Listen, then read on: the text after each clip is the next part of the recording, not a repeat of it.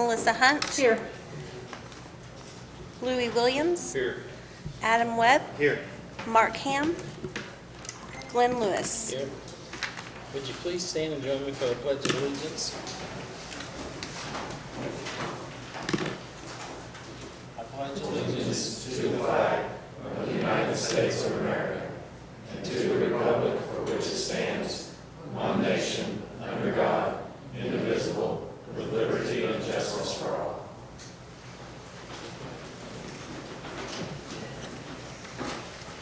Item 2 is the consent docket, and it is the longest consent docket we've ever had, so this may take me a while. Item A is approve the minutes of the regular city council meeting held July 20th, 2020. Item B is receive the minutes of the regular planning commission meeting held May 12th, 2020. Item C, accept variable width drainage easements from R&R Land Development, LLC, located on lots 1 through 15 of Block 9, lots 1 to 2 of Block 5, lots 1 and 2 of Block 7, and lots 1 through 3 of Block 14 of the Edgewater Addition, Section 2, located south of Southeast 19th Street and west of Sunny Lane. Item D is accept a 5-foot temporary construction easement from James Hemphill, located on Lot 8, Block 53 of the Southgate Addition, also known as 734 North Janeway Addition, Avenue. Item E is accept a 10-foot temporary easement construction easement from Jennifer and Mitchell Provenzo, located on Lot 15, Block 65 on the Southgate Addition, also known as 729 North Gale. Like I said, this may take a while.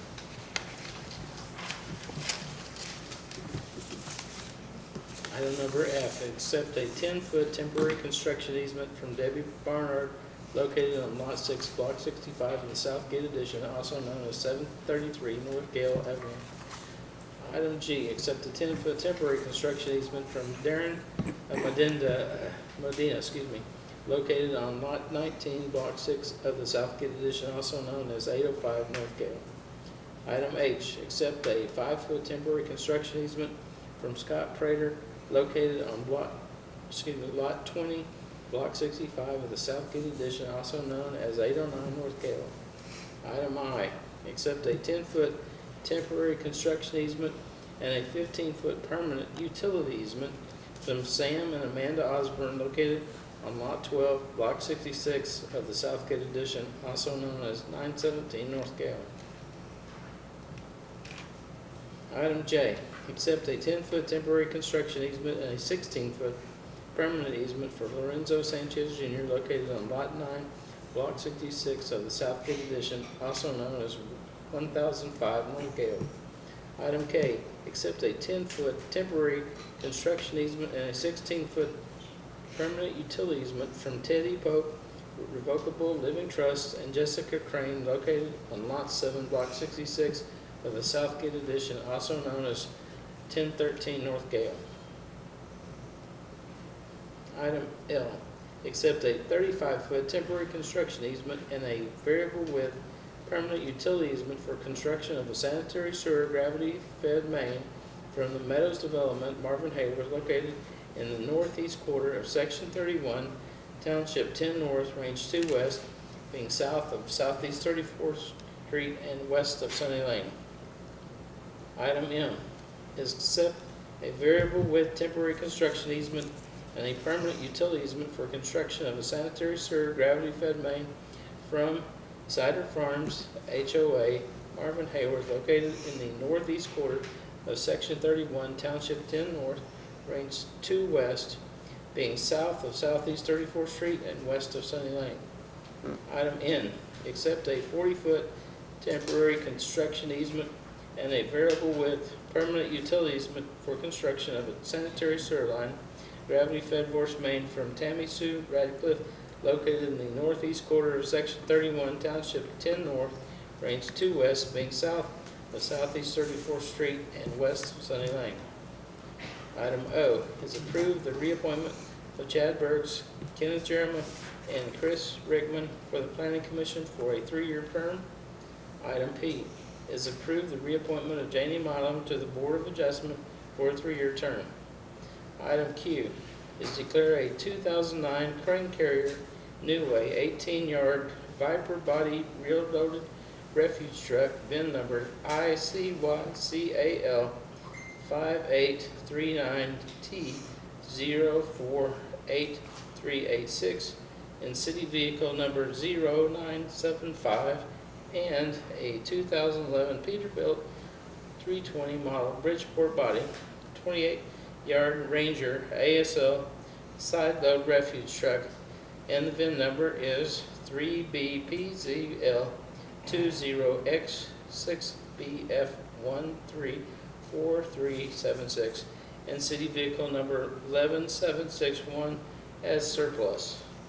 Item R is renew existing contract with Presort First Class for the printing, stuffing, and mailing of the city's utility bills for the period of August 1st, 2020 to July 31st, 2021.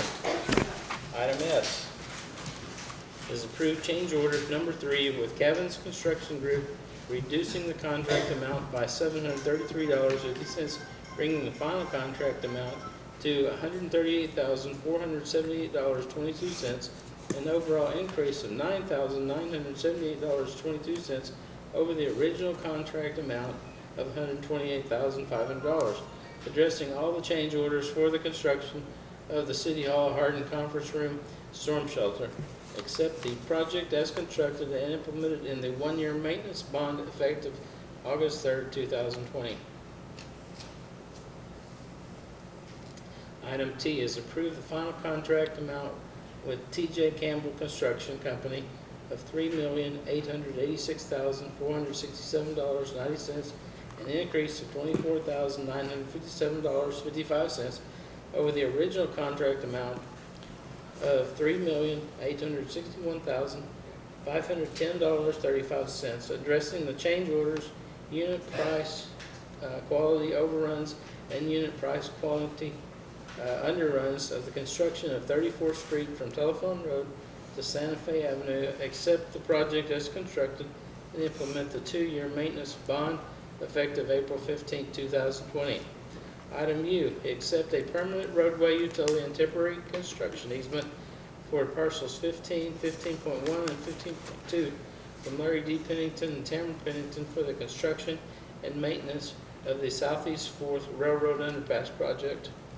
And item V is approve and ratify claims and expenditures for FY 2020 in the amount of $748,621.08, and approve and ratify claims and expenditures for FY 2020-2021 in the amount of $2,405,140.23.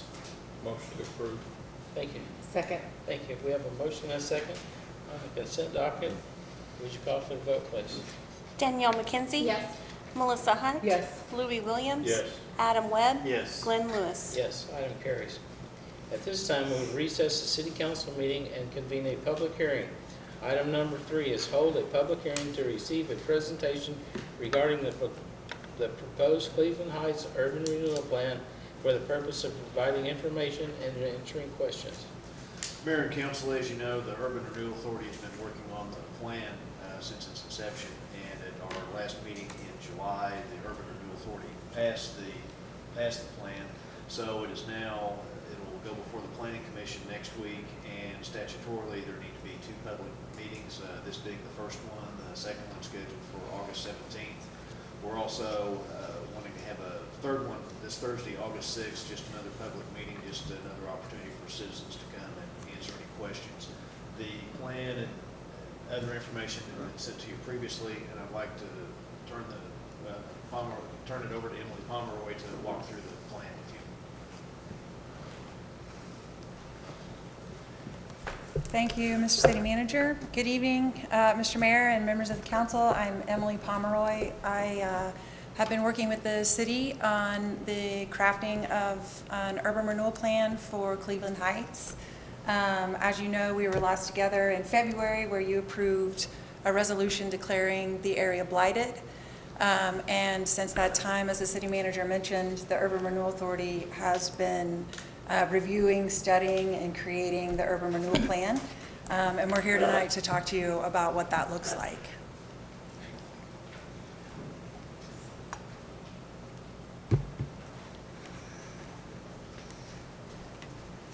Okay, let's see. Thank you, Elizabeth.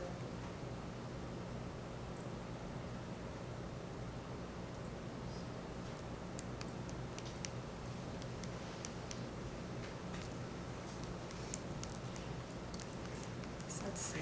I'm pushing lots of buttons. No, it's not. There you go. Okay, sorry about that, excuse me. So just a little refresher on how we got here, what an urban renewal plan is. The Oklahoma Urban Redevelopment Law is what provides the statutory process for the creation and adoption of an urban renewal plan.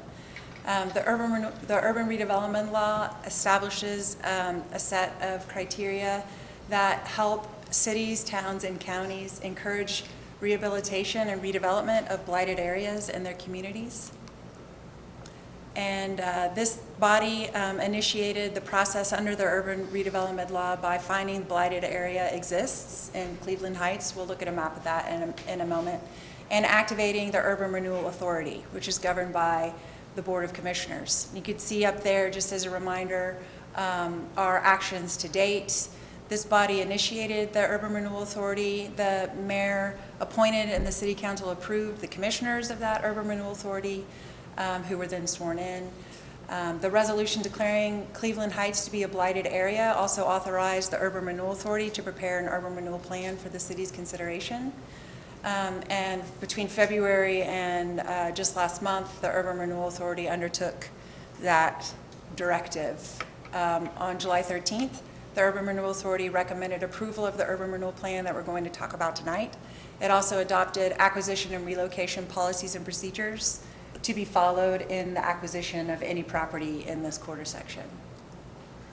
And just a note for you, on July 14th, we briefed the Planning Commission on the urban renewal plan. They must take specific action under the statute, but we wanted to use it as an opportunity to brief them, talk to them before they were asked to vote on any issues. The Urban Redevelopment Law requires that certain things be included in an urban renewal plan, and those are outlined here just in brief outline form. An area must be defined.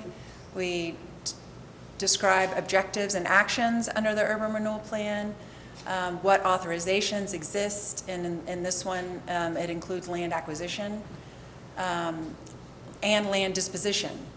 So there's the intent to acquire land, consolidate developable sites, and to dispose of it for redevelopment, which is allowable under the law. An urban renewal plan must include a financing plan and a relocation plan, which we're going to talk about all of these in a little bit of detail. Here's the area. You're all very familiar with it. This is the same area that was declared blighted by the city on February 3rd. This is the urban renewal area.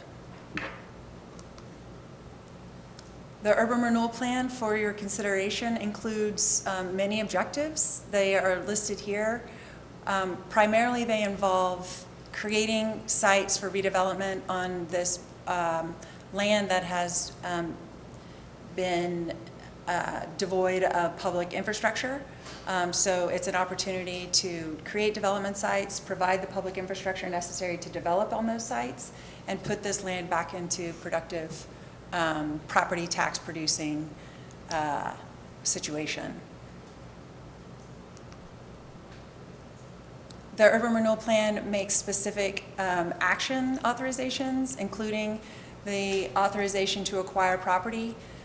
Property may be acquired by negotiation, or the power of eminent domain may be used. That's authorized in the plan.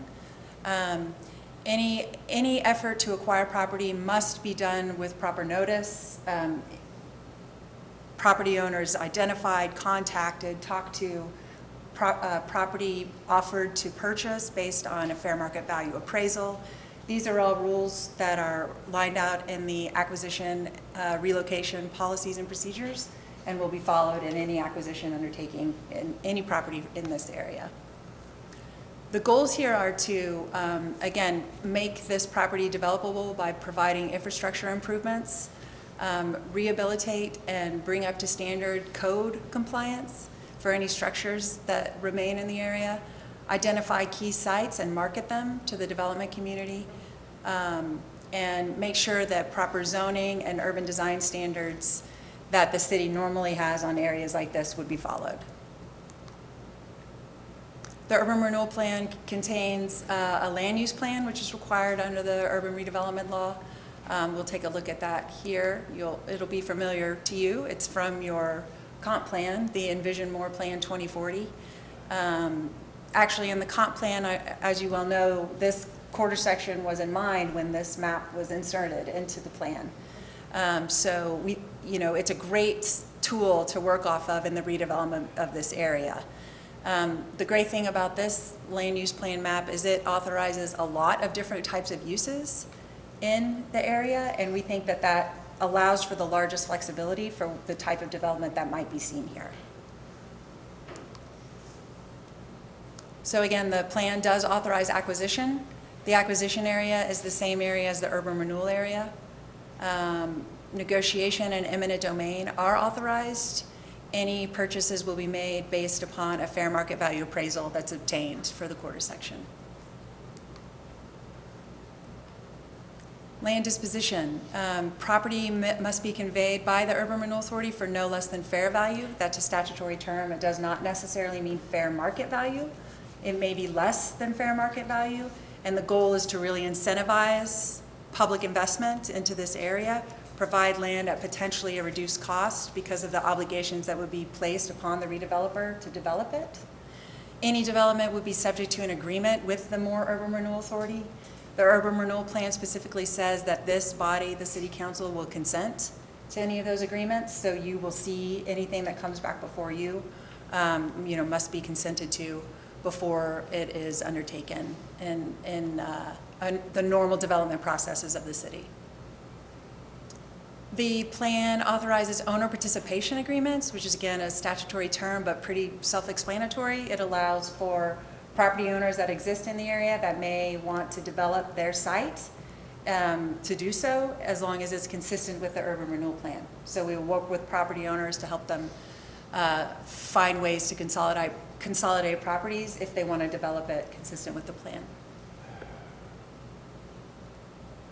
The urban renewal plan requires that notice be given before the disposition of any property. It's just to make sure that the public process, or that this process is open to the public. We want to make sure that there's all opportunity for public input. The law requires a financing plan.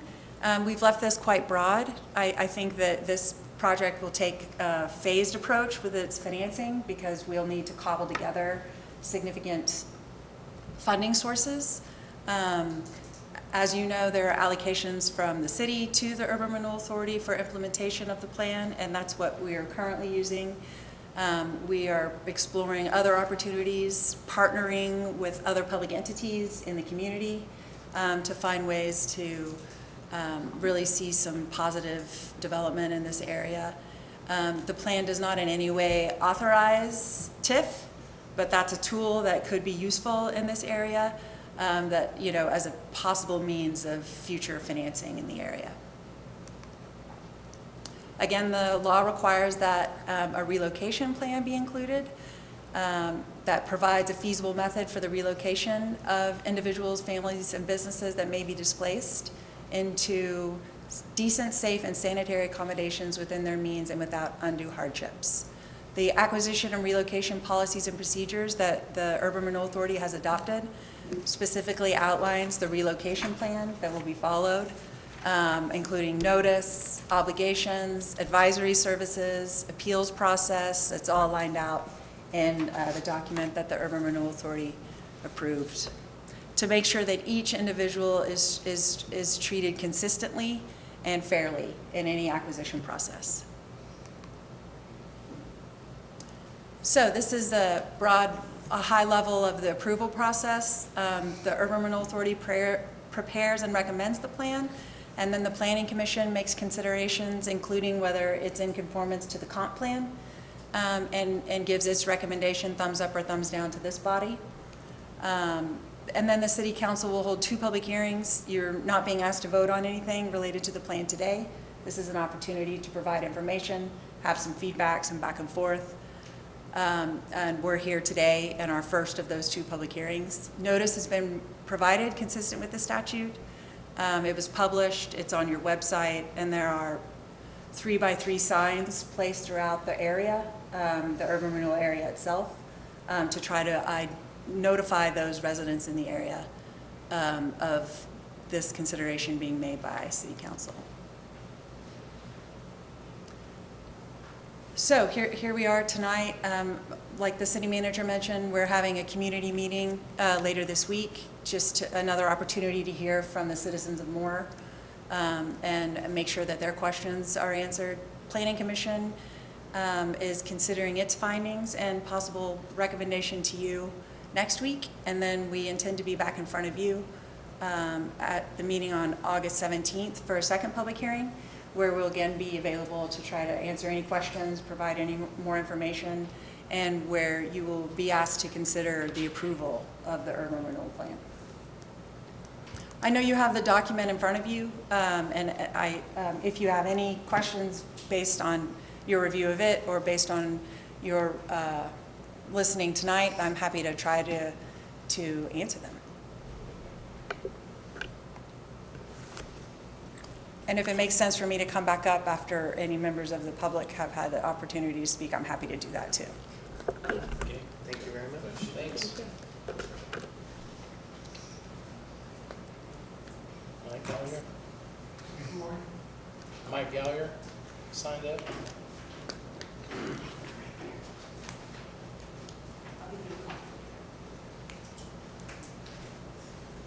Hi, I'm Mike Gallagher. I'm a real estate investor here in Moore, and I've owned property in this area, the improved property for, well, I bought my first lot when I was, I think 20. And I'm an old man now, I'm 56, I believe, and had the opportunity to own these properties a while because they are, for me, they've been a great real estate investment. And as I stand here, I realize that there's several people in the audience. You might raise your hand if you're one of my tenants, but these folks are the ones that are going to have to really pay the price. Some folks have been living there 10, 12 years, 8 years. I got a lot of history there, and I don't, the law's not clear. It says everybody's to be treated fairly. I just, would like some understanding so I can help maybe the tenants understand their part. I know that my part might be a little bit different being a property owner. But between myself and Donald Blue, I'm not sure if the Cleveland family's here today, but we own all the property that is improved out there. And I think that most of the lots you're obviously going to have to be dealing with, and the problems are folks that don't have improved property, but we're in a different category, and obviously the appraisal would indicate that. But these properties have been, for me, cash cows. They stay rented because of the position that they have in the marketplace. They're not in the country and not in the city, and they're very, for rents that are $750 to $1,000. It's very affordable for what they get. Most of them are 2-bedroom units, but I had a fire in one, an uninsured fire in one of my duplexes a while back, and I had to really struggle to put it back online, but I reinvested the money because I knew it'd come back to me after about 4.5 years. So appraisals typically go, what other properties sell for, and that's hard because there aren't other properties out there or anything nearby. There are other duplexes and more.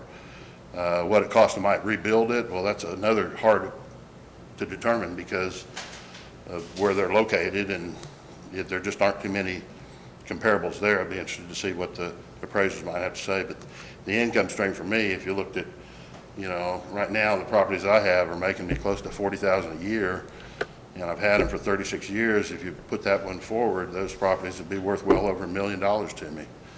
And I don't know how they're going to come about now I'm not an appraiser, I've never been one, but I'm hoping that myself and obviously everybody that's landowners and the folks that are tenants get treated in a way that's going to be You know, I wanted to support and thank everybody for taking this decision.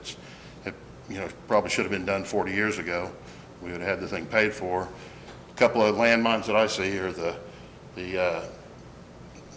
what's underground. I don't know how that's going to be valued as far as the gas lines, the utility lines, because we own the water system out there. We own the distribution system.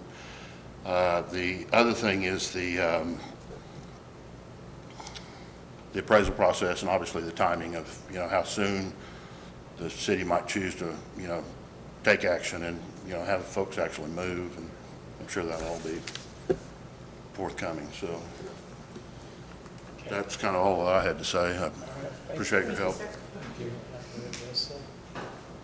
Yeah, Mr. Gaillard, obviously the appraiser will be selected by the Urban Renewal Authority, and that's a little ways down the road. And as far as relocation of your tenants, if we get to that point, obviously, you know, by statute, we have to do certain things for your tenants, and we'll certainly work with them. I mean, we're not in a hurry to, you know, do this in the next 30 or 60 days, and even if we wanted to, we couldn't do it in the next 30 or 60 days. So we'll be happy to work with your tenants and you know, do what we can. Thank you. Anybody else want to speak? Do you want to say something?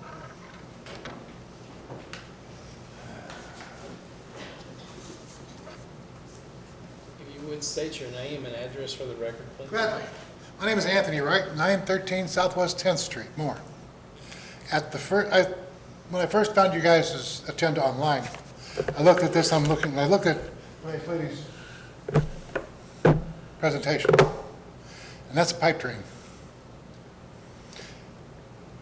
I'm not sure which way this is going, but there is no subdivision that's being built around here because people are moving here. Talked to some other people and some other people in real estate, and it ain't happening. Not here, not in Yukon, not in Oklahoma City. Maybe a little bit in Norman, but that's about it. That whole thing has a smell of too much planning, not enough serendipity. The reason I say that is when you put townhouses on the corner like that, next to the main entrance, townhouses have a tendency to become a slum. We've got that happening in one of my neighborhoods over where I live. Being kept up so far, but there's no parking in that area. So they have to go someplace else.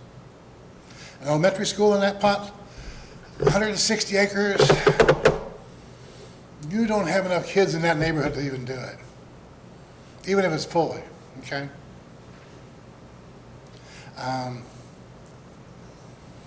It's a nice idea. You're looking at ballpark $300 million in investment. And I'm not sure where that's supposed to come from. Because schools ain't cheap. Streets ain't cheap. Sewers ain't cheap. And this one's out there a long ways. And anything that's out there is going to have to be upgraded because it won't handle the load. Not to mention that the street's going to have to be upgraded as well. The electrical is going to have to be upgraded, but that's OG&E. You're talking about a good $300 million in infrastructure, and I don't think you're even going to get that back in taxes. Thank you very much. Appreciate Thank it. you, sir. Sir, do you own property in that area? Do you own property in that area or just an interested more citizen? Just curious. I'm an interest in this town.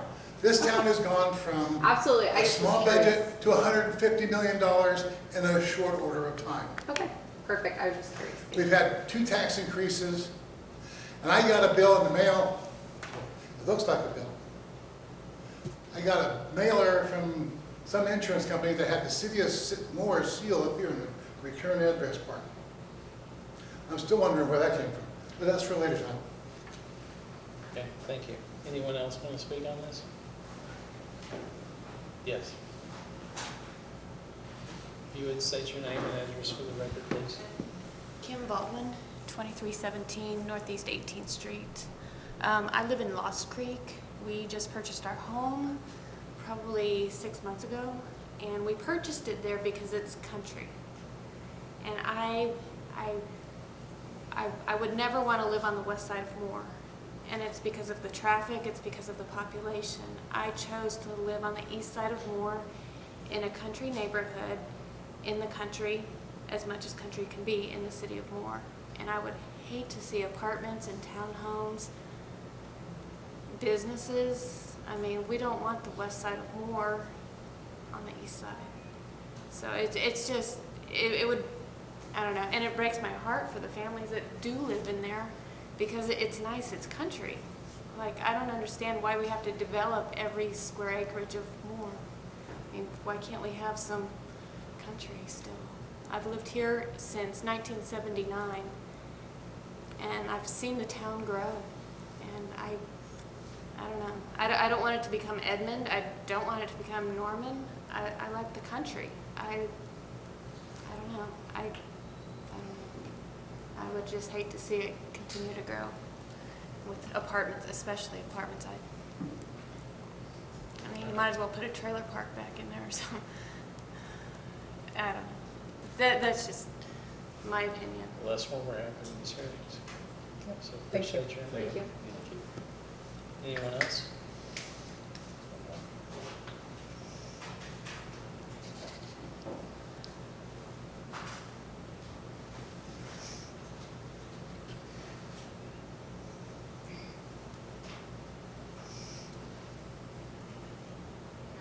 I'm Carrie Moore, and I own a property off of Estelle Road, and the back of my property is next to this housing, to this Cleveland Heights. I own 12 lots in Cleveland Heights that I bought strictly as an investment several years back. But 4 or 5 of these that I bought are the back of our property that I bought earlier on when I just got a hold of the people that owned them and bought them so we'd have some extra at the back of our property. So I own 4 or 5 lots right back directly behind us. And then I went to a tax thing and bought, well, let's see, I have 12 now, 12 lots, and they're scattered around in there. As far as the rest of it, you know, I have a few lots scattered around, but, you know, I bought them as an investment. I used to ride my horse back there all the time, and I thought, you know, someday this is going to be worth some money. This property will be worth some money someday. So I own 12 lots back there now. At the tax thing, I bought about 4 more, but they were reclaimed, so I didn't get to keep them. But it is an investment for me, and it's been years ago that I bought these, and I feel like, you know, I hope the city will see clear to be fair with us. Absolutely. Thank you. Thank you. Thank you. Anyone else? Last call. Okay. We'll declare the hearing closed. Move on to the next item. We'll recess the public hearing and reconvene the city council meeting. Item number 4 is discuss and deem appropriate consider setting a second public hearing for August 17th, 2020 at 6:30 p.m. for the purpose of hearing a presentation regarding the proposed Cleveland Heights Urban Renewal Plan and giving interested persons the opportunity to express their views on said plan. Kind of redundant. Motion to approve.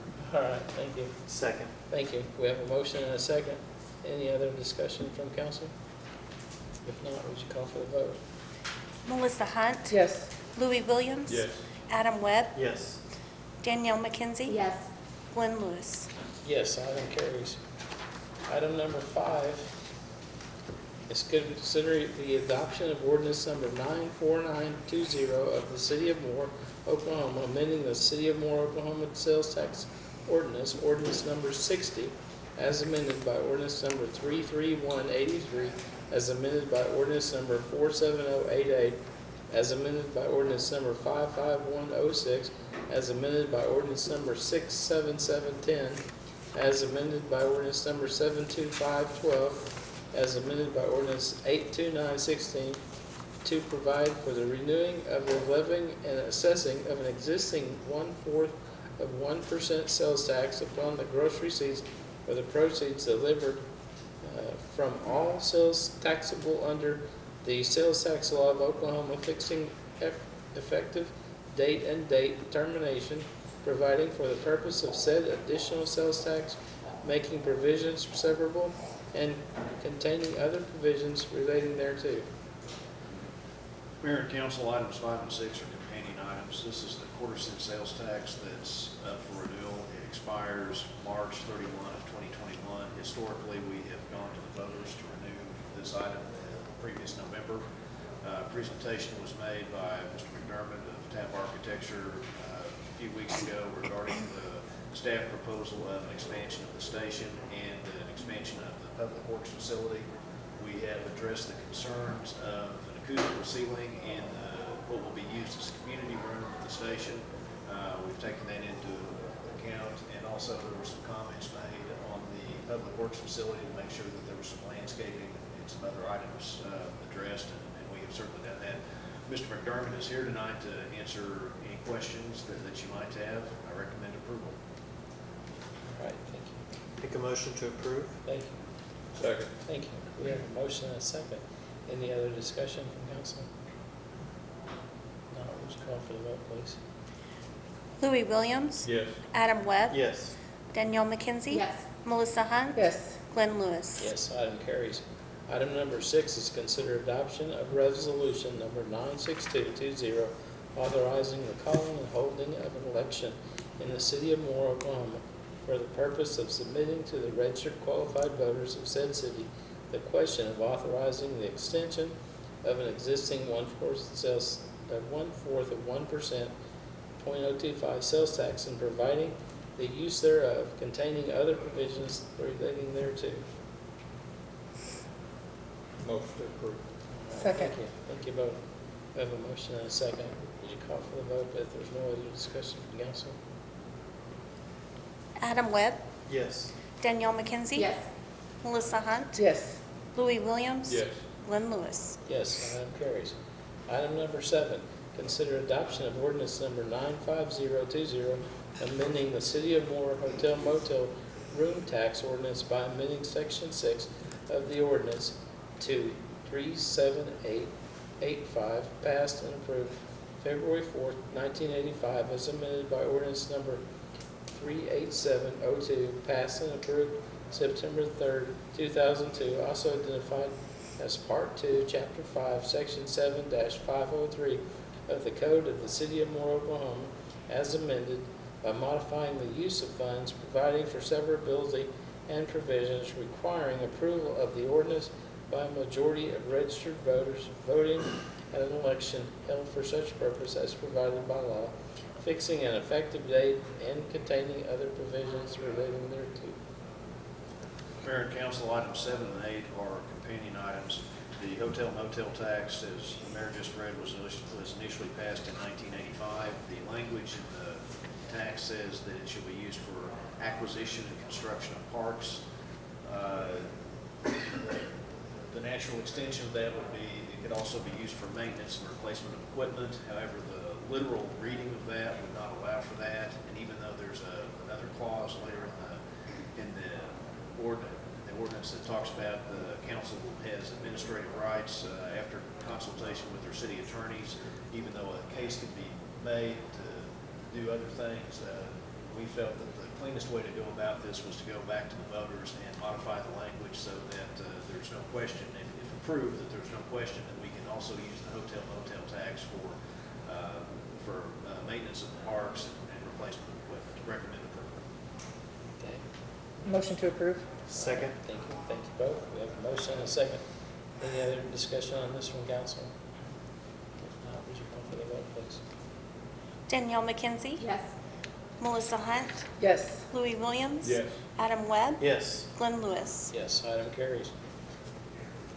Next item, item 8, is consider adoption of resolution number 96320, authorizing the calling and holding of an election in the city of Moore, Oklahoma, for the purpose of submitting to the registered qualified electors of said city the question of their approval or rejection of ordinance number 95020 relating to the modification or use of the existing city hotel motel room activity tax and containing other provisions relating thereto. Mayor and council, this is a companion item, and I just wanted on the record that we're not asking for an increase in the rate of hotel motel tax. It will stay the same as it is right now. It was same on the other one too. Yes. Okay. Motion to approve. Thank you. Second. Thank you. We have a motion and a second. Any other discussion from city council? If not, would you call for the vote, please? Melissa Hunt. Yes. Louis Williams. Yes. Adam Webb. Yes. Danielle McKenzie. Yes. Glenn Lewis. Yes, item carries. Item number 9 is consider approval of a revocable permit for a monument sign at 2850 South Telephone Road, application by Great Plains Bank. David Adelaide. Mayor and council, Great Plains Bank has made an application for a monument sign.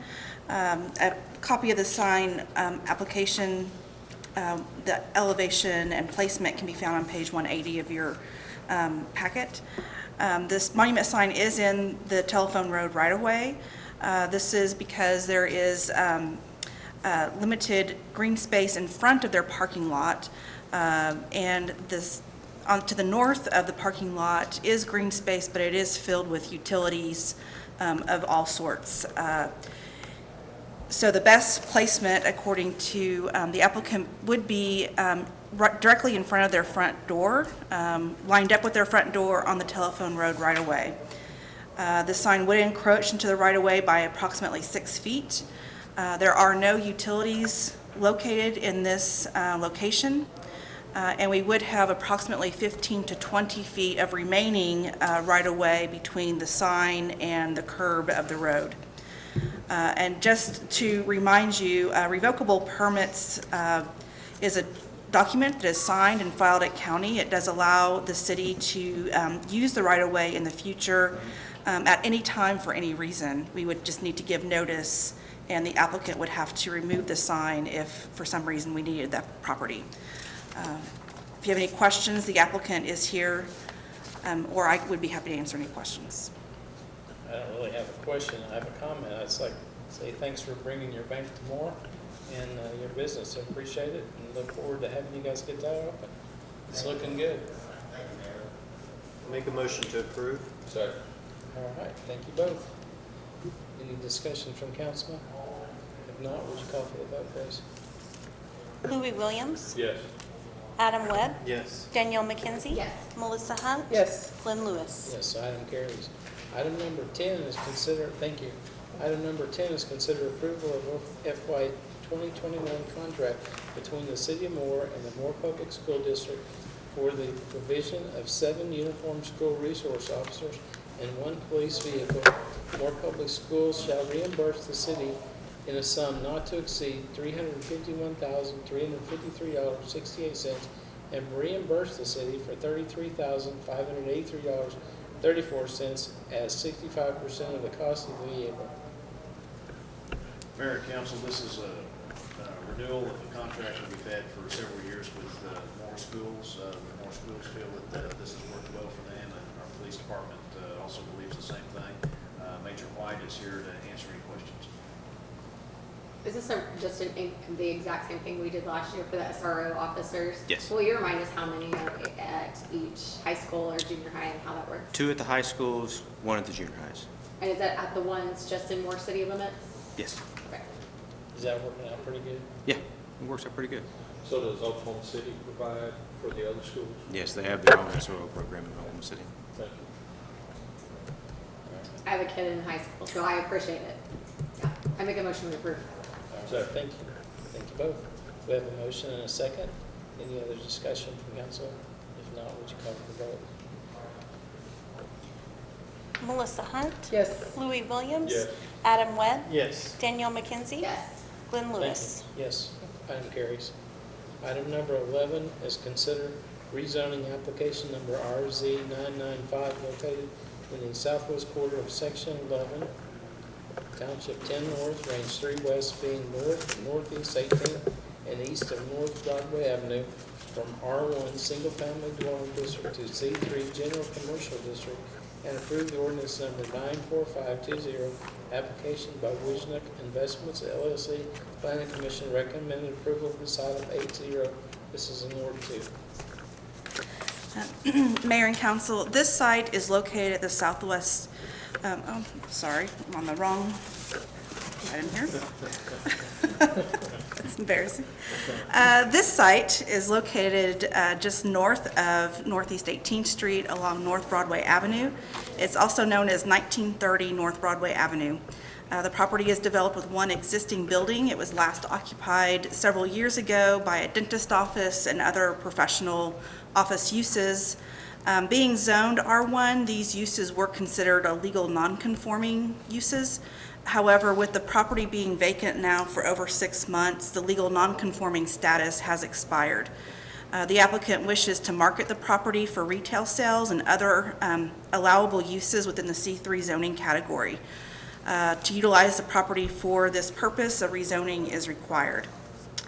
Public water and sewer are available to serve the site, and access is provided from North Broadway Avenue through an existing driveway. The Envision More 2040 plan calls for this location to be neighborhood commercial inside the I-35 corridor. The plan calls out the I-35 corridor as a special planning area where only uses conducive to shopping, dining, and entertainment should be located. This application was reviewed as to its conformance with the intent of the plan, with the intended use of the property for retail and personal services allowed under C3 zoning with no outdoor storage. That does meet the community's goals as stated in the Envision More 2040 plan for quality development within the I-35 corridor. Staff recommends approval of this application. And the applicants are here. They are with us via Zoom, and I'm going to try to unmute them. There you go. Yeah, I think we can Thank do it you. ourselves. Perfect. Thank you. We're just happy to answer any questions you might have on this. What are you going to put there? So At this point, we don't have any tenants nailed down, but we are looking. We've had quite a few daycare inquiries and just general retail at this point. Okay. What size is that building? It's 6,200 square foot, and I don't plan on changing the footprint whatsoever. Just modifying or updating the facade and brand new parking lot. Okay. Okay. Make a If we can motion. help you, let us know. Make a motion to approve. All right, thank you. A second. Thank you. We have a motion and a second. Any other discussion? If not, would you call for the vote? Louis Williams. Yes. Adam Webb. Yes. Danielle McKenzie. Yes. Melissa Hunt. Yes. Glenn Lewis. Yes. That's a great spot. Thank you. Yeah. Thank you. Thank you. Thank you all. Thank you, guys. Item number 12 is consider rezoning application number RZ996 located in the northeast quarter of Section 26, Township 10 North, Range 3 West, being south of Southeast 19th Street and west of Broadway Avenue from I-2 Medium Industrial District to C3 General Commercial District, and approve ordinance number 94620, application by Blue Fire Properties LLC, David Young. The Planning Commission recommended approval of this 7-1. This is in Ward 3. This subject site is located at the southwest corner of Southwest 19th Street and South Broadway Avenue. It's also known as 220 Southeast 19th Street. The property is developed with one existing building that was last occupied with an insurance adjuster office. It is now currently vacant. The applicant wishes to market the property for retail sales and other uses within the C3 zoning category. To utilize the property for this purpose, a rezoning is required to the C3 General Commercial District. Public water and sewer are available to serve the site. Access is provided from Southwest 19th Street through an existing driveway. There are no additional driveways proposed with this application. The Envision More 2040 plan calls for this location to be employment mixed use. The land use type accommodates a mix of office, residential, and other supporting uses, and is primarily located along arterial roadways. Areas shown as employment mixed use are typically being utilized as existing industrial or heavy commercial properties, which could redevelop in the coming years. This application was reviewed as to its conformance with the plan. The employment mixed use category is what we would call a visionary land use category.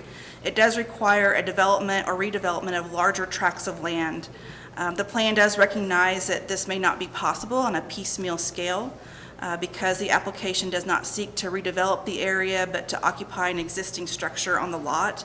Staff believes that it is in compliance with the intent of the Envision More 2040 plan. And due to the location of the site with similar service uses in the area, staff recommends approval of this application. If you I have have, some questions. sure, go ahead. I thought that was you wrapping up. That's, and then I'm wrapping it up. I got to you about 4 words to it. So this is the old Brown O'Haver, the insurance building that was right Yes. over there. And it was zoned industrial when they were in there. Did they have some kind of special permit? Yes, they were considered a legal non-conforming use, so Okay. they were allowed to operate until they moved out. Okay. My other question is, it says planning commission recommended approval 701. What was the concern on the one person? I believe that commissioner had some concerns about perhaps the parking on the lot. It is a very small lot. It's a small building on a small lot. And the parking definitely would not allow for a very, like a Starbucks or something that would be a large traffic generator. But we do believe that the parking is sufficient for something that would fit into that small spot. Okay. Do they have a tenant already in mind? The applicant is here, and I can let her speak to that. No.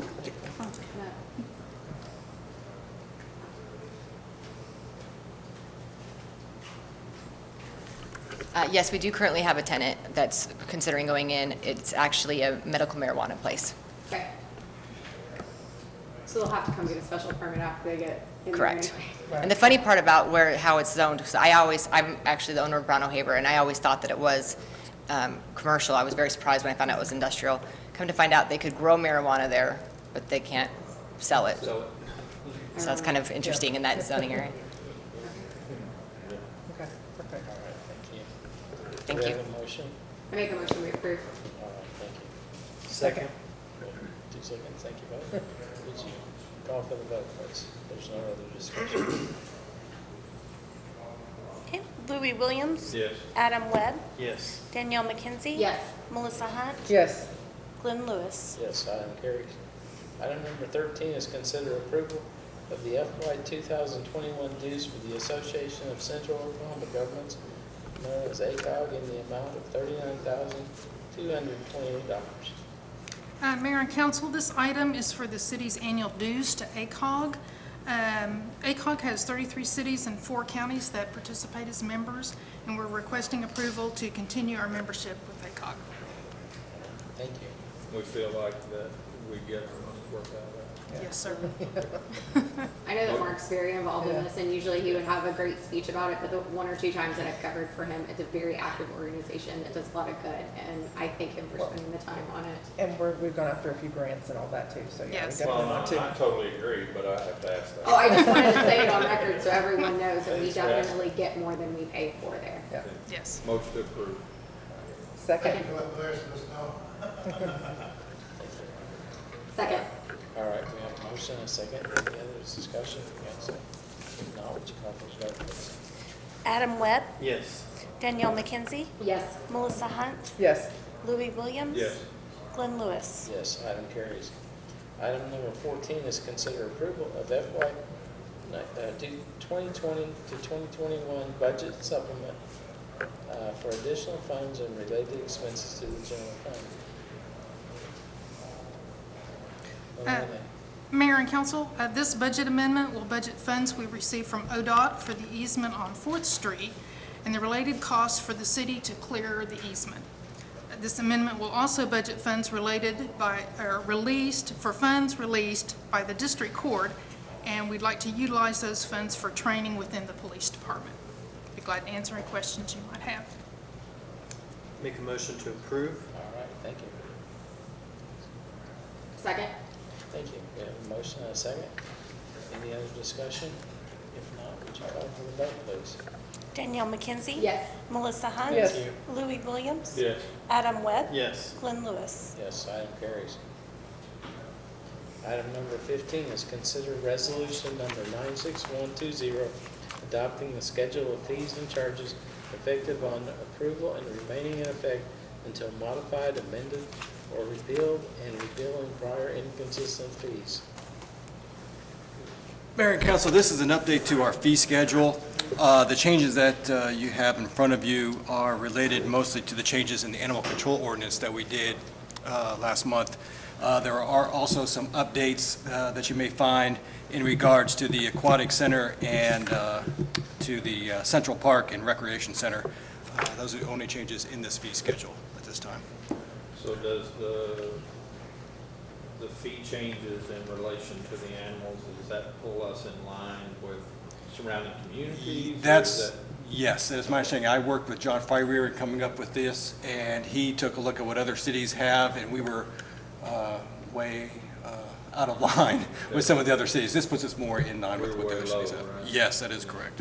Yeah, for example, a vicious canine to be registered with the animal control officer was $5. $5, yes. So that's a little. Out of line. What determines a vicious canine to be registered with an animal control officer? A vicious canine? That's on there, 4-171. From the animal control ordinance that we changed, the dog would have to bite and cause some type of injury. It could kill another animal, that type of thing. Okay. So it's not just breed designated? Oh, no. It's That is from some activity? That is correct. Yes, it cannot be by breed, yes. Motion approved. Thank you. Second. Thank you. We have a motion and a second. Any other discussion on this item? Now, would you call for the vote? Melissa Hunt? Yes. Louis Williams? Yes. Adam Webb? Yes. Danielle McKenzie? Yes. Glenn Lewis? Yes, item carries. At this time, we'll recess the city council meeting and convene the Moore Public Works Authority meeting. Item number 16 is A, receive and approve the minutes of the regular Moore Public Works Authority meeting held July 20th, 2020. Item B, approve and ratify claims and expenditures for FY 2019-2020 in the amount of $311,784.50 and approve and ratify claims and expenditures for FY 2020-2021 in the amount of $336,070.21. Excuse me. Motion approved. Thank you. Second. Thank you. We have a motion and a second. Would you call for the vote, please? On the Louis consent. Williams? Yes. Adam Webb? Yes. Danielle McKenzie? Yes. Melissa Hunt? Yes. Glenn Lewis? Yes. Item carries. Item number 17 is consider approval of FY 2021 budget supplement to the budget additional funds and related expenses for the Moore Public Works Authority. Mayor and Council, this budget amendment will provide funds for the sanitation side loader that was funded in fiscal year '20, but due to the time required for bidding, it was not awarded until July. So this amendment will budget those funds into fiscal year '21. Glad to answer any questions you might Moving have. money. Yes, sir. Motion to approve. All right, thank you. Second. Thank you. We have a motion and a second. Any other discussion on this item? If not, would you call for the vote, please? Adam Webb? Yes. Danielle McKenzie? Yes. Melissa Hunt? Yes. Louis Williams? Yes. Glenn Lewis? Yes, item carries. This time we'll recess the Moore Public Works Authority meeting and convene the Moore Risk Management meeting. Item number 18, item A, is accept the minutes of the regular Moore Risk Management meeting held July 20th, 2020. Item B is approved payment of a workers' compensation settlement in the total amount of $50,000, which is consolidation of 3 claims consisting of CBR number 205000764 in the amount of $28,682, CBR number 205000742 in the amount of $15,988.50, and the CBR number is 205000781 in the amount of $5,329.50, to Jeffrey Weathers and authorize payment on the ad valorem tax rolls.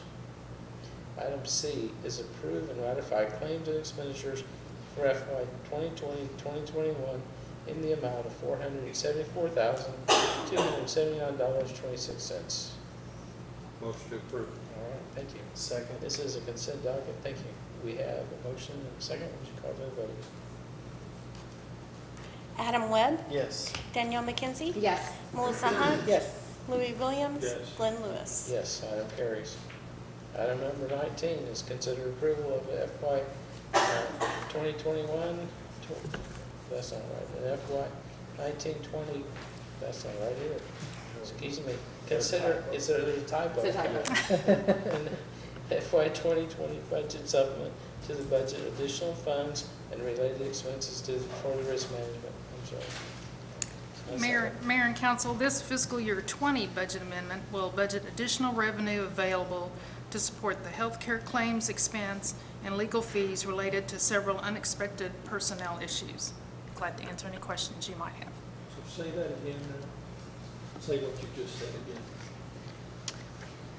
Additional revenues available to support healthcare claims expense and legal fees related to several unexpected personnel issues. This is from 20. 20, yes, sir. Very good, thank you. You're welcome. Do we have a motion? Make a motion to approve. All right, thank you. Second. Thank you. We have a motion and a second.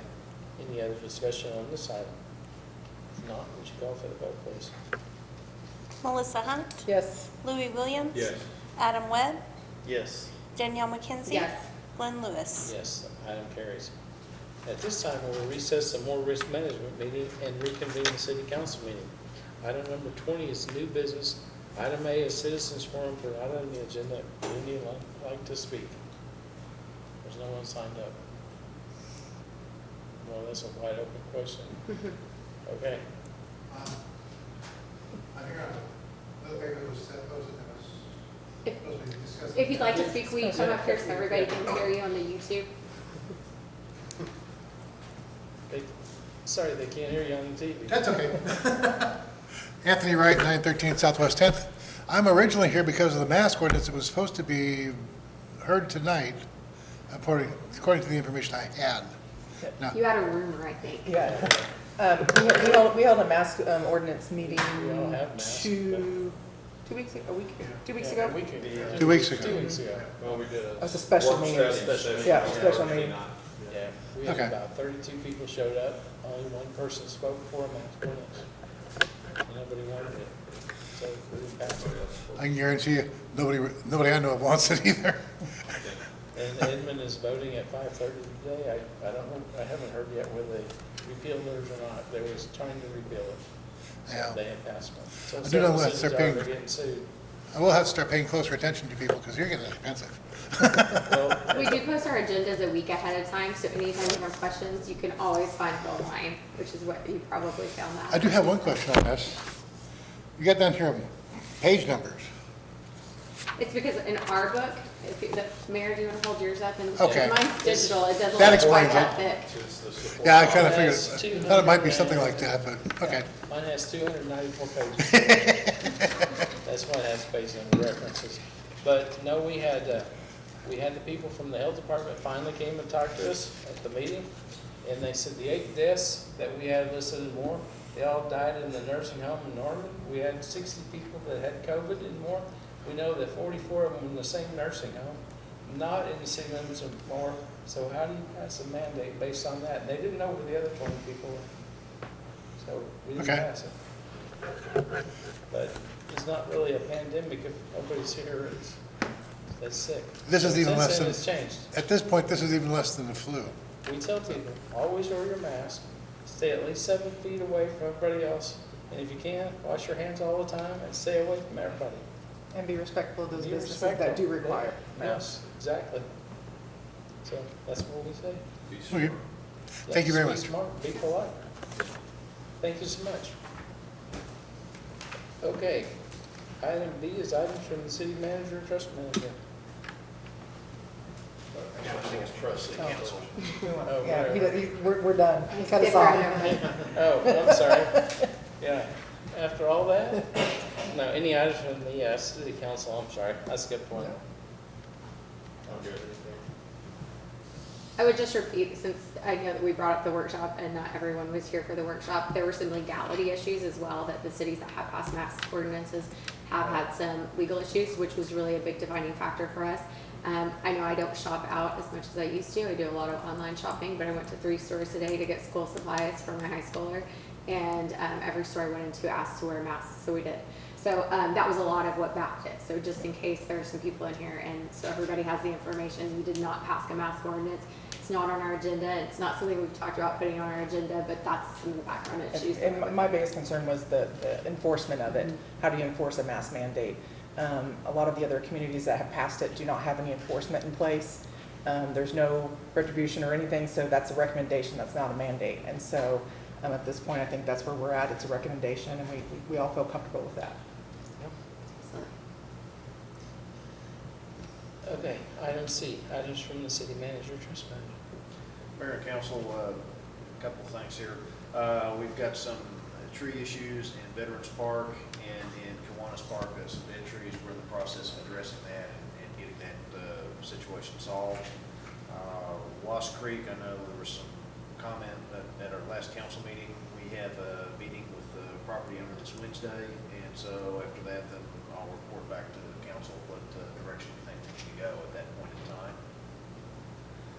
Again, we've got a public meeting on the Cleveland Heights edition this Thursday at 6:30 at the station. So just another chance for other residents or interested parties to come and hear what the urban renewal plan is and anything that we would have to do.